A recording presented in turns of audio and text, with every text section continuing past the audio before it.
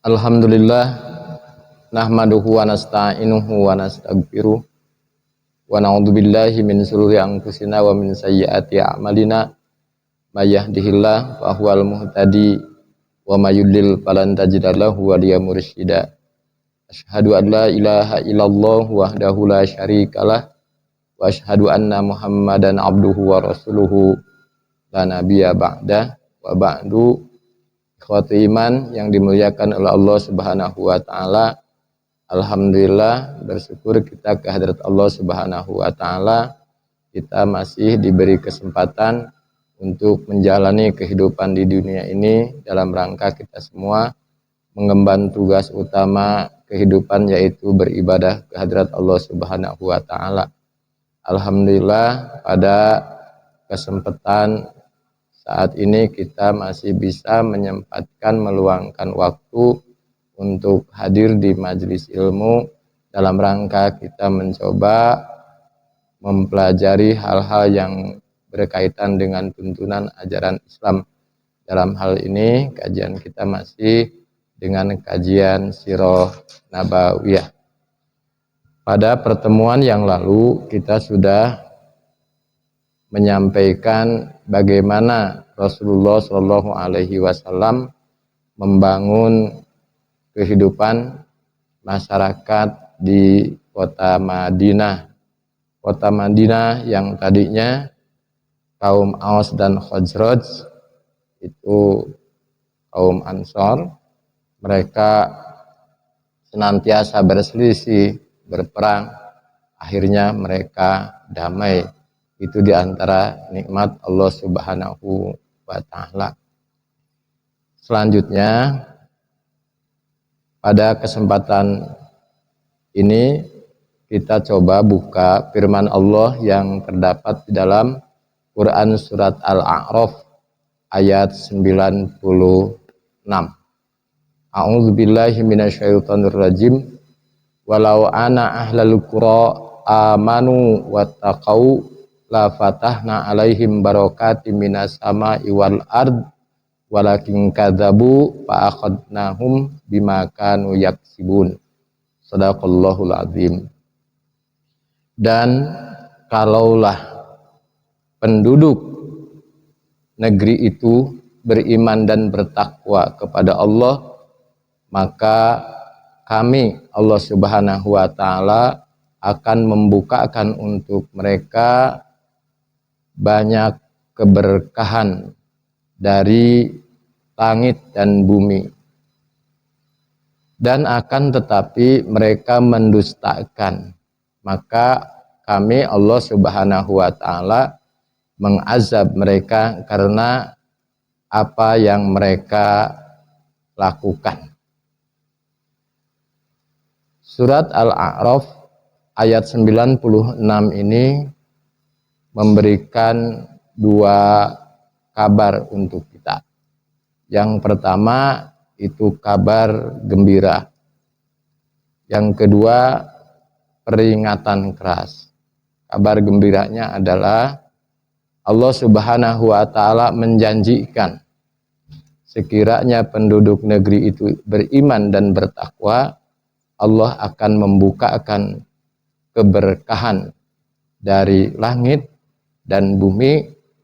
Kabar yang kedua adalah peringatan, apabila kita mendustakan maka Allah Subhanahu wa taala siap menurunkan azab atau siksa.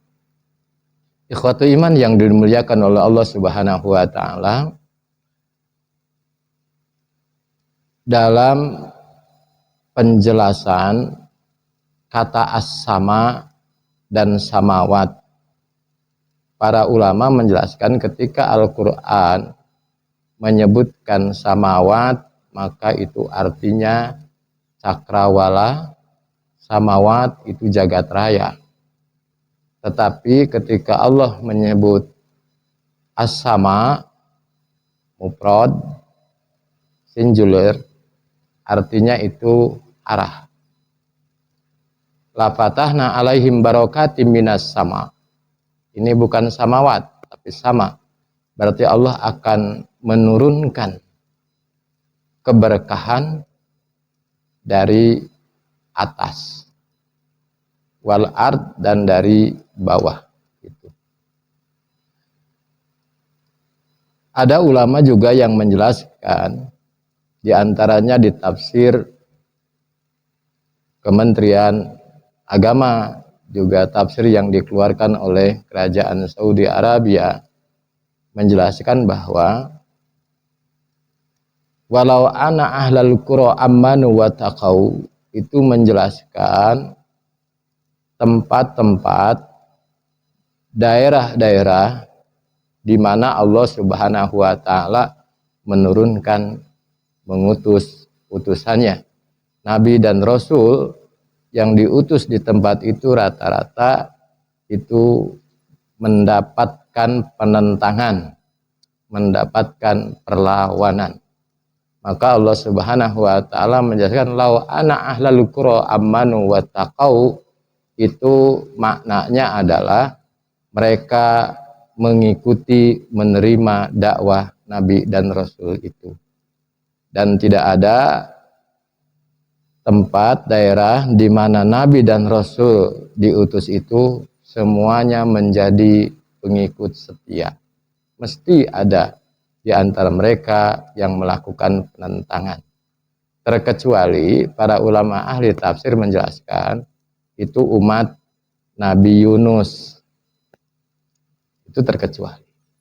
Ikhwatu iman yang dimuliakan oleh Allah Subhanahu wa taala.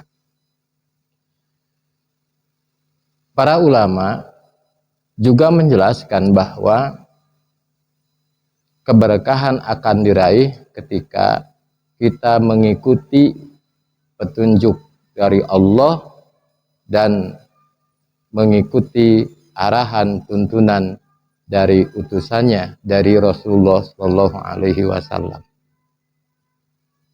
Ada juga yang menjelaskan bahwa ahlul qura itu penduduk negeri. Berarti yang menentukan keberkahan di sebuah negeri itu ahlul qura, penduduknya. Penduduknya itu siapa? Apakah mereka itu pemerintahnya, pimpinannya, atau siapa? Ulamanya, atau masyarakat, warga, pengisi negeri itu? Para ulama mengatakan bahwa semua ahlul qura itu, semua yang terlibat yang berada di negeri itu. Oleh karena itu ada 10 penjelasan ahlul qura. Mudah-mudahan waktunya bisa cukup. Ya mungkin kita sampaikan sekilas-sekilas saja. Yang pertama, Allah akan menurunkan keberkahan sebuah negeri. Dan kalau kita menyebutkan ahlul qura, itu Al-Quran juga menyebutkan umul qura. Al-Qura itu negeri. Kalau umul qura, induknya negeri. Umul qura mana? Mekah. Ya gambarannya seperti itu. Pertama, yang bisa membukakan keberkahan itu wa umara'uhum adilun.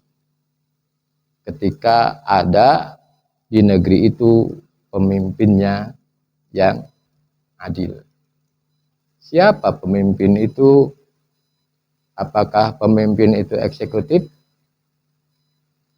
Presiden, gubernur, bupati, lurah, camat.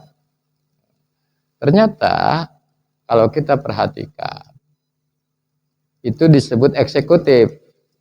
Ya. Tapi kan eksekutif juga tidak bisa leluasa karena masih ada legislatif. Ya. Berarti pemimpin tidak adil, tapi kan masih ada legislatif yang bisa mengawasi, bahkan bisa memanggil, bahkan sampai bisa menginvis.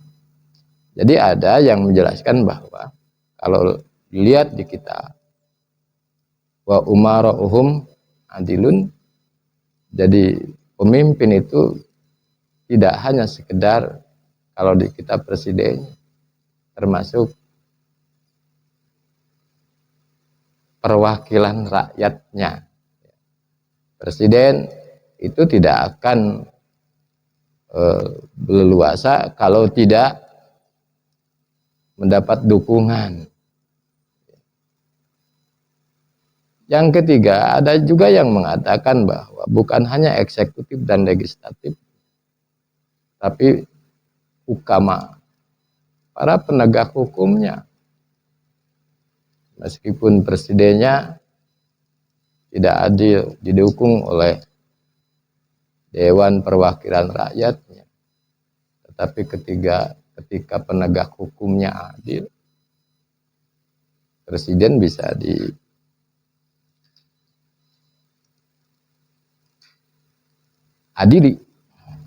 anggota dewan bisa diadili. Tapi ketika itu berkompromi, ya, dari eksekutifnya, dari legislatifnya, dari yudikatif, maka jangan harap keberkahan itu akan dibukakan oleh Allah Subhanahu wa taala. Jadi law ana ahlal qura amanu wa taqau. Berarti umaroknya itu dari mulai eksekutifnya, legislatifnya, yudikatif itu harus adil. Kalau tidak ada keadilan di sana, jangan harap Allah akan membukakan keberkahan itu. Bahkan nuji atlahum al-barakah, akan dicabut oleh Allah keberkahan. Itu satu. Yang kedua, wa ulama'uhum bi'ilmi, dan para ulamanya dia menyampaikan fatwa, pandangan, pendapat, nasihat itu sesuai dengan ilmunya. Kira-kira ada tidak ulama yang justru dia berpendapat bertentangan dengan ilmu yang dimilikinya? Ada? Kita tidak kasih contoh yang dekat. Di zaman Nabi Musa alaihi salam itu ada seorang ulama, bahkan ada yang menyebut itu setingkat wali karena dia punya keilmuan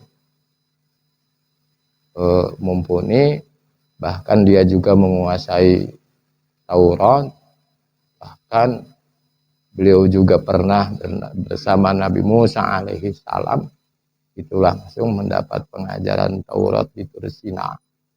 Ketika dia menyampaikan ceramahnya itu pasti yang hadir itu jamaahnya banyak. Kalau di kita mungkin dai 1 juta umat. Jadi sangat terkesan itu masyarakat dengan fatwa-fatwa, dengan pandangan-pandangan. Bahkan ada yang menyebutkan dia juga sangat mahir ketika membaca Taurat. Kalau kita mungkin itu qori. Siapa namanya? Namanya itu Bal'am. Boleh nanti kita telusur, kita searching, kita googling. Siapa Bal'am itu? Bal'am. Tapi Bal'am itu tinggal di tengah penduduk kampung, disebutnya di sana itu Jabarot. Jabarat itu yang penduduknya itu anti agama, anti Tuhan, atau apalah disebutnya ya. Pokoknya yang sangat jauh, tidak taat, tidak melaksanakan ajaran agama, itu Jabarot. Sebut aja kampungnya itu Jabarot. Bayangkan seorang alim, seorang ulama tinggal di sebuah lingkungan seperti itu. Tetapi dia merasa nyaman tinggal di lingkungan seperti itu. Kenapa? Karena kebutuhan sehari-harinya itu dipenuhi oleh mereka. Kebutuhan keluarganya dipenuhi oleh kaum Jabarot itu. Dia sangat nyaman tinggal di situ karena dengan fasilitas-fasilitas duniawi yang disediakan. Itu Balaam. Dan Balaam itu juga disebutkan di kisahnya, dia punya kelebihan. Entah karena keilmuannya, pengetahuannya, dia itu ketika memohon kepada Allah senantiasa dikabulkan. Itu Balaam. Kalau istilah di kita itu ucapannya mesti terbukti. Kalau di Sunda ada istilah saciduh, metu saucap nyata, mesti terjadi. Itu Balaam. Nabi Musa alaihi salam beserta pasukannya itu hendak memerangi kaum Jabarot. Dan tentu kaum Jabarot itu merasa gelisah karena mereka tahu kehebatan Nabi Musa alaihi salam. Fir'aun saja itu ketika mengejar Nabi Musa alaihi salam, Nabi Musa dengan mukjizatnya bisa melintasi lautan dan Fir'aun ditenggelamkan di sana. Mereka tahu itu.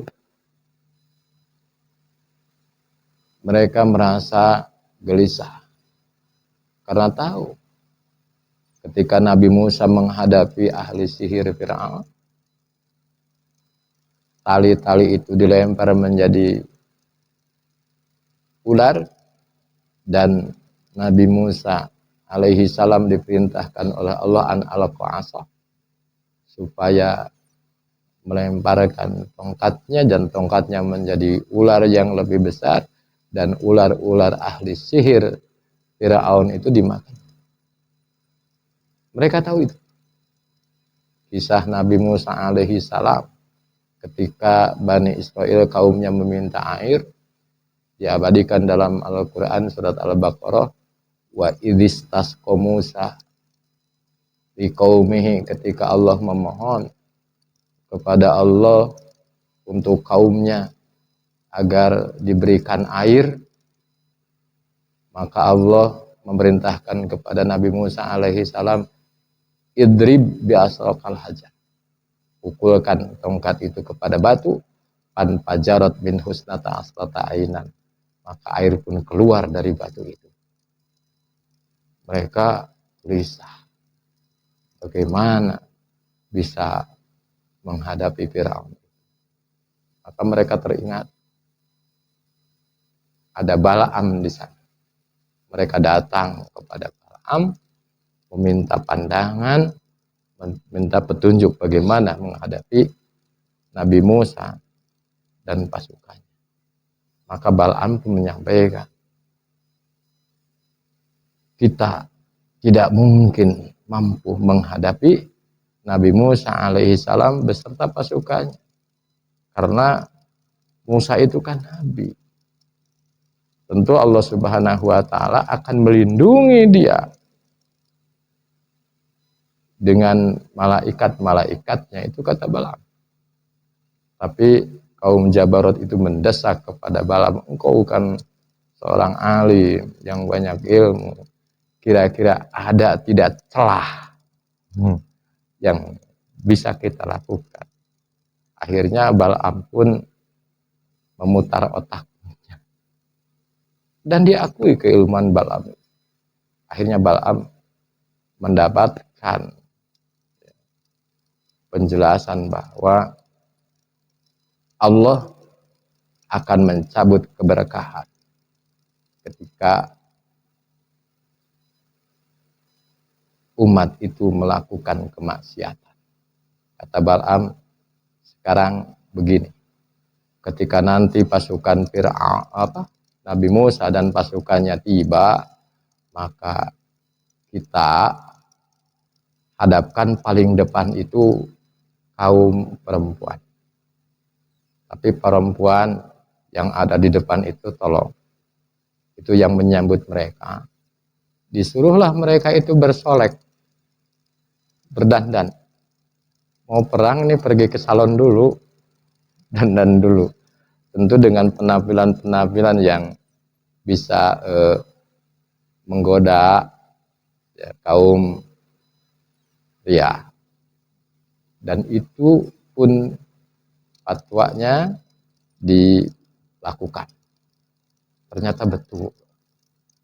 Ada di antara pasukan Nabi Musa alaihissalam yang tergoda. Bahkan kata Bal'am, kalau ada di antara mereka yang mengajak untuk berkencan, berhubungan lebih, layani. Dan itu pun terjadi. Ada di antara pasukan yang melakukan itu, dan akhir dari peristiwa ini, dan pasukan Nabi Musa itu pun terkalah. Di kisah itu Allah Subhanahu wa Ta'ala itu akhirnya menimpakan juga siksa kepada Bal'am, dan Bal'am itu dicabut oleh Allah Subhanahu wa Ta'ala keilmuannya. Jadi ada ulama yang seperti itu. Ketika ada ulama yang seperti itu, maka jangan harap keberkahan itu Allah bukakan pada negeri itu. Harusnya ulama yang berilmu itu dia menggunakan ilmunya untuk kemaslahatan, tidak menyalahgunakan ilmunya hanya karena materi-materi yang bersifat duniawi, maka itu akan menjadi sebab Allah Subhanahu wa Ta'ala nuji'allahumul barokah, menyambut keberkahan. Ikhwatu iman yang dimuliakan oleh Allah. Yang ketiga, dijelaskan yang bisa menyebabkan sebuah negeri itu oleh Allah Subhanahu wa Ta'ala dicabut keberkahan, yaitu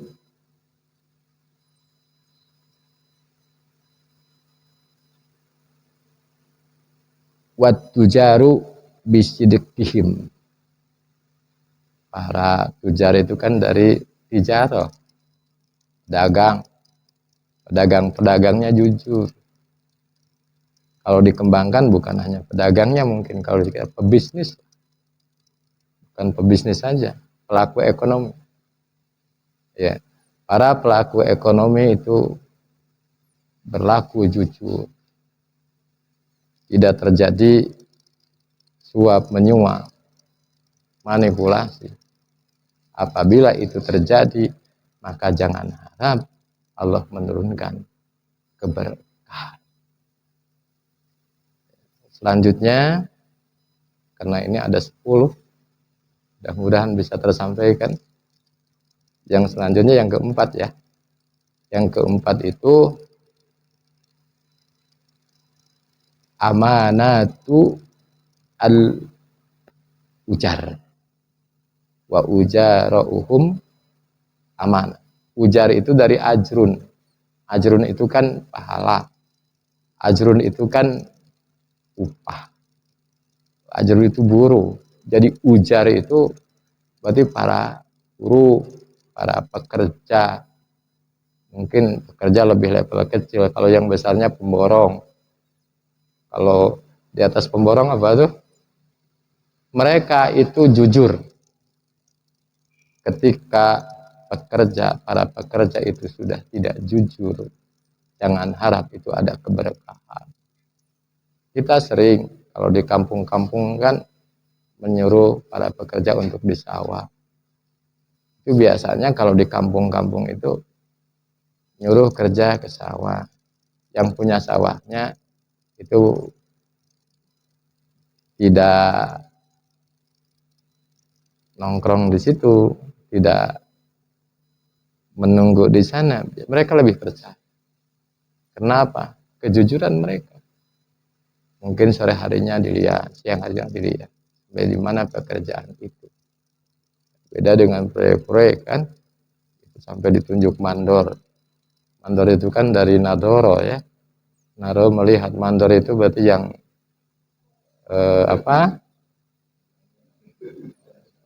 iya, yang memperhatikan. Kadang-kadang ketika ada mandornya kerja, ketika mandornya hilang sebentar mereka berleha-leha. Jangan harap keberkahan itu. Harusnya kejujuran, wa uja'uruhum sidikun. Jadi kejujuran para pekerja, para pemborong. Ya kalau anggarannya sekian, ya jalankan sesuai anggaran. Kalau para pemborong pekerja sudah tidak jujur, jangan diharapkan akan ada keberkahan. Itu yang nomor berapa? Ya. Untuk selanjutnya, di samping itu juga sahaul agniya. Sahaul agniya itu para orang kayanya itu. Orang-orang kayanya itu dermawan. Kalau orang-orang kaya itu dermawan, Allah akan menurunkan keberkahan. Tetapi kalau orang-orang kayanya itu kikir, jangan harap keberkahan itu. Karena di sekeliling kita itu banyak orang-orang yang membutuhkan. Hanya untuk kebutuhan 500.000 rupiah saja. Hanya untuk kebutuhan 1 juta rupiah saja. Mereka kesulitan akhirnya apa? Mereka berani meminjam dengan bunga. Ya, meminjam 500.000, nanti lebihnya berapa? Kita sebut ada bank apa tuh yang ibu-ibu suka berkeliling di situ. Coba kalau ada orang-orang yang berlebih hartanya, mereka mau berbagi. Kita tahu ada tetangga kita yang lagi membutuhkan. Hanya 500.000 atau 1 juta. Kasihlah mereka sedekah atau kasihlah pinjaman dengan tanpa bunga. Mungkin mereka akan terselamatkan. Praktek riba itu diakibatkan oleh apa? Karena orang-orang yang berlebih dari sisi materi kekayaan, mereka kikir, mereka pelit, mereka tidak mau berbagi. Jangan harap keberkahan itu akan dibukakan oleh Allah Subhanahu wa taala. Kita perhatikan di lingkungan kita. Mereka sudah a priori sudah tidak peduli dengan orang sekitarnya. Akhirnya apa? Itulah yang terjadi di masyarakat. Yang selanjutnya itu juhudul fuqara. Juhudul fuqara. Wa qata'atuhu. Juhudnya orang-orang yang fakir, orang-orang yang tidak mampu, mereka qata'. Itu yang menjadi keberkahan. Dan dari mereka itu Allah membukakan keberkahan. ketika orang-orang yang tidak mampu itu tidak zuhud, apa yang terjadi? Mereka berani melakukan pencurian, mereka melakukan kriminal, itu karena tidak zuhud. Oleh karena itu, memang untuk fakir dan miskin ini, Rasulullah Shallallahu Alaihi Wasallam itu perhatian khusus. Bahkan di negara kita juga ada undang-undangnya untuk memberikan apa? Ya, perhatian kepada mereka yang tidak. Sifat iman yang dimuliakan oleh Allah Subhanahu wa taala. Selanjutnya, yang bisa membukakan keberkahan sebuah negeri itu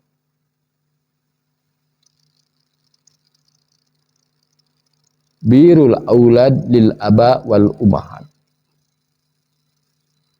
Ketika anak-anak kita yang sekarang itu disebut generasi apa tuh? Bukan milenial lagi sekarang ya. Ada generasi Z. Itu ya.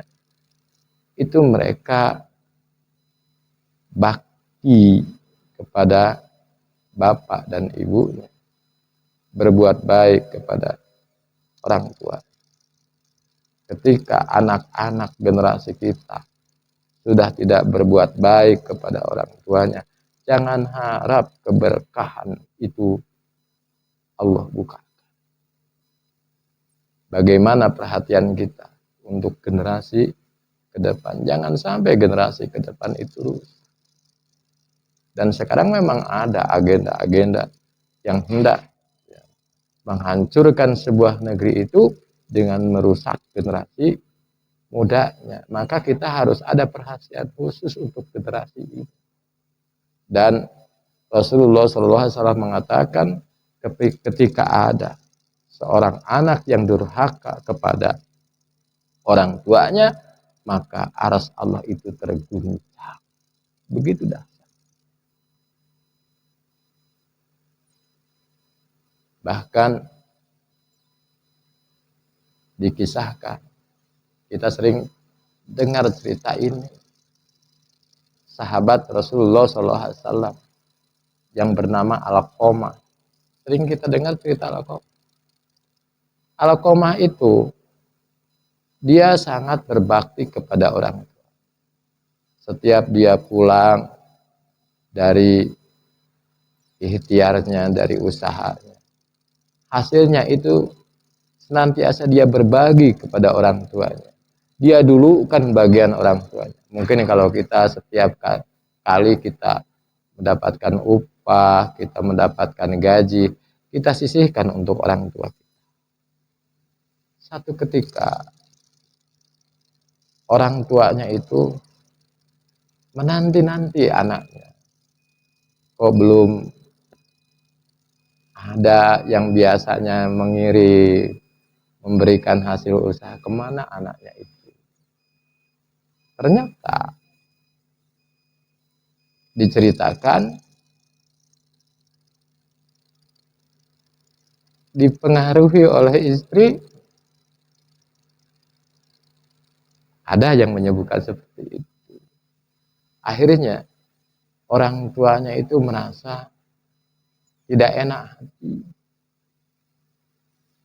Dan karena orang tua yang tidak enak hati itu, Alqamah di akhir hayat, dia ahli ibadah, tidak bisa mengucapkan kalimat tauhid. Ditalkinkan sangat sulit mengucapkan la ilaha illallah. Akhirnya Rasulullah bertanya, ada apa dengan Alqamah?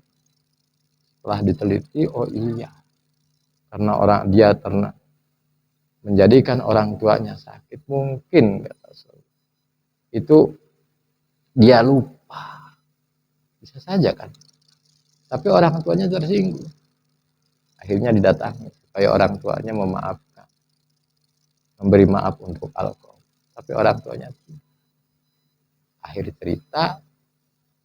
Akhir cerita itu orang tuanya ridho memaafkan alkohol, dan alkohol dengan mudahnya di akhir hayatnya mengucapkan, melafadzkan la ilaha illallah. Itu dahsyat. Birul auladil abawal. Yang selanjutnya yang bisa menghadirkan keberkahan ke sebuah negeri itu yaitu ifatun nisa. Ifah itu artinya menjaga kehormatan. Ketika para wanita, para perempuannya menjaga kehormatan. Subhanallah, perempuan ini memang punya peran luar biasa dalam rangka membukakan keberkahan. Jadi ketika ada perempuan, wanita-wanita berhijab menutup aurat, itu mereka menjaga kehormatan. Memakai kaos kaki itu semakin meningkatkan kehormatan dan itu mengundang keberkahan. Bukan dipersulit untuk berhijab, justru didukung untuk berhijab. Dan pengaruh perempuan itu luar biasa. Seorang nabi dikisahkan dalam Al-Quran sampai dia dikeluarkan dari surga gara-gara siapa? Nabi Adam alaihi salam itu di dalam surat Al-Baqarah itu jelaskan. Ya Adam uskun anta wa zauzukal jannah. Adam, tinggal engkau dengan tenang di surga bersama istrimu. Wa kula minha rogodan haitsu ituma. Silahkan kalian berdua makan apa saja yang tersedia di surga ini. Tapi wala taqrabah hadis sajarah. Jangan mendekati pohon itu. Setan menggoda Adam. Tapi ketika digoda Adam, setan masih tidak tergoda. Tapi setan mencoba menggoda melalui istrinya Hawa. Akhirnya Adam tergoda. Jadi Adam itu digoda oleh setan kuat. Ketika digoda oleh perempuan, kalah juga. Jadi godaan perempuan itu lebih dahsyat dari karena hebatnya godaan setan seperti itu. Ikhwati iman yang dimuliakan oleh Allah, ada 10 poin. Itu dulu yang bisa disampaikan. Mungkin nanti kita akan lanjutkan dalam pertemuan kita selanjutnya. Yang jelas Allah Subhanahu wa taala di dalam surat Al-A'raf ayat 96 itu menegaskan walau ana ahlal qura amanu wattaqau, seandainya penduduk negeri itu iman dan takwa, artinya iman kepada Allah dan menjalankan tuntunan ajarannya, la patahna alaihim barakatim minas sama'i wal ard, akan dibukakan keberkahan dari atas, dari langit dan dari bumi. Walakin kadzabu, tapi seandainya mereka tidak iman dan bertakwa, menentang perintah Allah, bahkan mengesampingkan tuntunan agama, jangan harap ketika Allah wa'aqad ahum bima kanu yaksibun, Allah turunkan siksa malapetaka karena apa yang dilakukannya. Kita bermohon kepada Allah, mudah-mudahan Allah Subhanahu wa taala senantiasa membimbing kita dalam bimbingan hidayahnya. Mudah-mudahan Allah Subhanahu wa taala memberikan kekuatan kepada kita untuk melakukan ketaatan. Allah Subhanahu wa taala mengampuni segala hilaf dan dosa kita. Allah Subhanahu wa taala menerima amal kebaikan kita. Allah Subhanahu wa taala menetapkan akhir hayat kita ada dalam husnul khatimah. Rabbana la tuzigh qulubana ba'da idh hadaitana wa hab lana min ladunka rahmatan innaka antal wahhab. Rabbana atina fid dunya hasanah wa fil akhirati hasanah wa qina adzabannar. Aqulu qouli hadza wa astaghfirullaha li wa lakum wal afu minkum. Assalamualaikum warahmatullahi wabarakatuh.